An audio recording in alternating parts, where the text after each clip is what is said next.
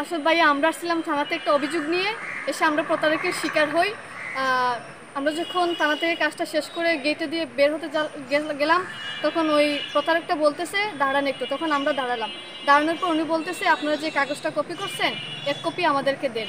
তারপর আমরা সরল মনে এক কপি ওনার হাতে দিয়ে দিলাম। দেওয়ার পর আমরা বেরিয়ে যাচ্ছি। উনি আগে আগে হেঁটে গিয়ে আমাদেরকে বলতেছে রিক্সায় না উঠে আমার পিছন পিছন আসো, পুলিশ শপিং মলের এখানে একটু বসো, চা কফি খাও। তখন আমার মা বললেন না, আমরা চা কফি খাবো না, আমাদের হাতে সময় নেই, আসলে আমরা বাসায় যাবো, আমাদের সমস্যা আছে, যাইতে হবে। তো ওই প্রতারক ছাত্রকে একটু সাইডে নিয়ে বলতেছে যে আঙ্কেল আপনারা তো কাজটা করছেন, আমার তো লোক পাঠাতে হবে থানা থেকে, আমি তো এসআই, আমার তো অনেক লোক যাবে ওই ছেলেটাকে ধরতে, আপনার যে পারিবারিক সমস্যা সেটা শেষ করতে যাবে, তো লোক যাইতে হবে, কিছু টাকা লাগবে, কিছু খরচ লাগবে, নাস্তা খরচ লাগবে, একটু হাত খরচ দিতে হবে আপনাদের। তারপর আমার মা সরল মনে 2000 টাকা দিয়ে দিল। অবশ্যই আমাদের সাহায্যের জন্য আমাদেরকে মন বুলিয়ে 2000 টাকা নিয়ে নিছে। বলছে যে আমাদের অনেক সাহায্য হবে, খুব তাড়াতাড়ি কাজটা শেষ হবে, এটা বলে আমাদের কাছ থেকে 2000 টাকা হাতিয়ে নিল। প্রতারক বলছে আমাকে যে আমি এই থানার এসআই রাহুল। যে প্রতারক করেছে সে বলছে সে নাকি এসআই রাহুল। তখন আমি প্রশ্ন করলাম যে স্যার এটা প্রশ্ন করে কিছু মনে করবেন না। তখন আমি বললাম স্যার আপনার ড্রেস আপ কোথায়, আপনি এসআই? তখন বলল আসলে আমার তো দিনে ডিউটি নেই, আমি রাতে ডিউটি করব, তাই এখানে সময় কাটানোর জন্য আসছি।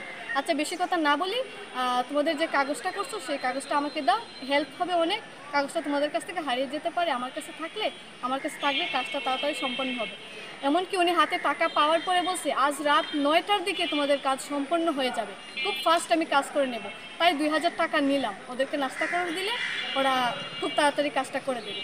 আর আমি তারপর এই আমাদের প্রথম অভিযোগ শেষে যখন এই অভিযোগটা নিয়ে আসলাম প্রতারকের অভিযোগ থানায়, তখন স্যার মাহমুদুল স্যার বললাম স্যার এমন এমন যে এসআই রাহুলকে আমাদেরকে স্বীকার করলো, আমাদের হাত থেকে টাকা ছিনিয়ে নিল, আপনি চিনেন?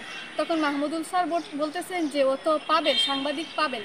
তখন আমি প্রশ্ন করলাম সাংবাদিক পাবেল, এখানে সুনামগঞ্জে তো কোনো সাংবাদিক নেই। আমার দাবি হচ্ছে যে আমরা যে প্রতারকের শিকার হইলাম তার দ্রুত শাস্তি চাই। এমনকি পুলিশ সুপার মহোদয়ের কাছে আমি বিচার চাই যে উনি এই প্রতারককে দ্রুত সম্ভব প্রকাশিত করতে।